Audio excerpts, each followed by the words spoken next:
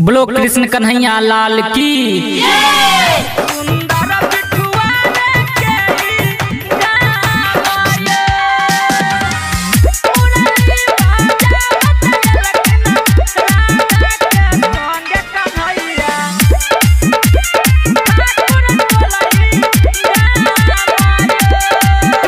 के महिमा यौहिन करनी रहला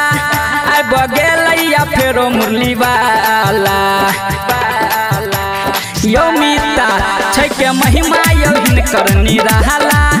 आइ बगेलैया फेरो मुरली वाला पूरा गाँव में भेलैयो हल्ला है के मैया यशोदा के लल्ला हिनकर महिमा छै जग में महान यो मुरली बजावत लखन राधा के संगे घूम सुंदर बिठुआर के गाम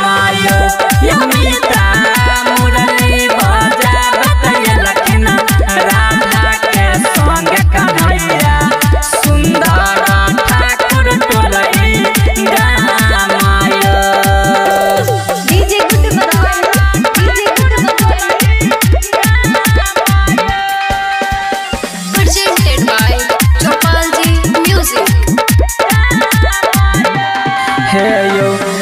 लखिन जनम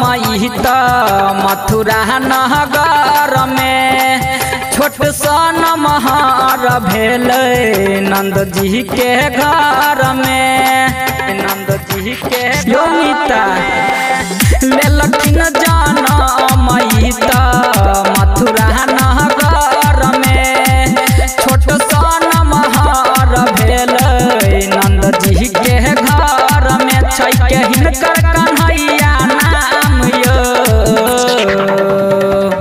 बनसी बजा के लखिन राधा के संगे घूम सुंदर बिठुआर के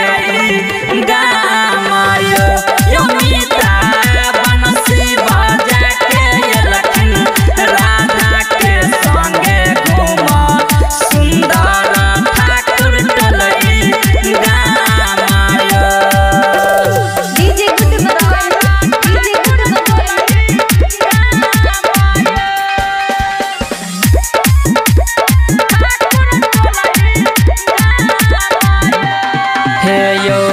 बचपन से छयू तपाती सब लोग यहू जान प्रेमक पुजारी हुनका सब कियो यहू मान सब कियो यहू मान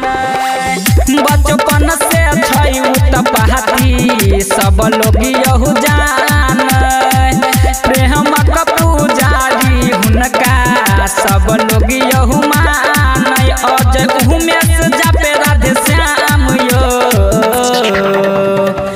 मुरली बजावत लखिन राधा के संगे घूम सुंदर बिठुआर के